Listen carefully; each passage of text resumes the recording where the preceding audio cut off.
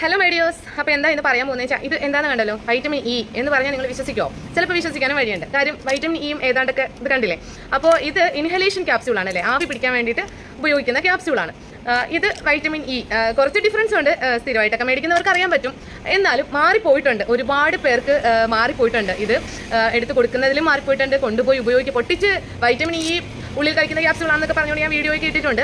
അപ്പോൾ ഇത് പൊട്ടിച്ച് ഉപയോഗിക്കുന്നവർ ഏറെയാണ് ഇപ്പോഴും. ഭയങ്കര എന്തോ വലിയ സൗന്ദര്യവർദ്ധക വസ്തുവാണെന്നൊക്കെ വിചാരിച്ചിട്ട് പൊട്ടിച്ചൊക്കെ ഉപയോഗിക്കുന്ന ആൾക്കാരുണ്ട്. അപ്പോൾ അവർ മാറി ഇത് പൊട്ടിച്ച് മുഖത്തൊക്കെ തേച്ച് എരിഞ്ഞ് വല്ലാണ്ട് അവസ്ഥയിലൊക്കെ ആയ ചരിത്രങ്ങളും ഉണ്ട്. അപ്പോൾ എന്താ പറയുക വെച്ചാൽ ഇത് ഒത്തിരി പേര് അഡിക്ഷൻ പോലെ യൂസ് ചെയ്യുന്നുണ്ട്. ഇത് ആവി പിടിക്കണ വെള്ളത്തിൽ ഇട്ട് യൂസ് ചെയ്യുന്നതായിട്ടാണ് കാണുന്നത്. അപ്പോൾ ഇതിനടങ്ങിയിരിക്കുന്ന ക്യാംഫറും എന്തുകൊണ്ടൊന്നും നമ്മുടെ ബോഡിക്ക് അത്ര നല്ലതൊന്നുമല്ല. അപ്പോൾ അതുകൊണ്ട് തന്നെ ഇത് അങ്ങനെ ഒരു അഡിക്ഷൻ പോലെ യൂസ് ചെയ്യേണ്ട ആവശ്യമില്ല.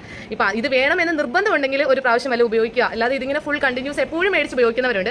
അങ്ങനെ ഉപയോഗിക്കുന്നതിൻ്റെ ആവശ്യമൊന്നുമില്ല. സാധാരണ വെള്ളം നമ്മൾ ആവി പിടിച്ചാൽ മതി, അത് തന്നെ നമുക്ക് ധാരാളമാണ്.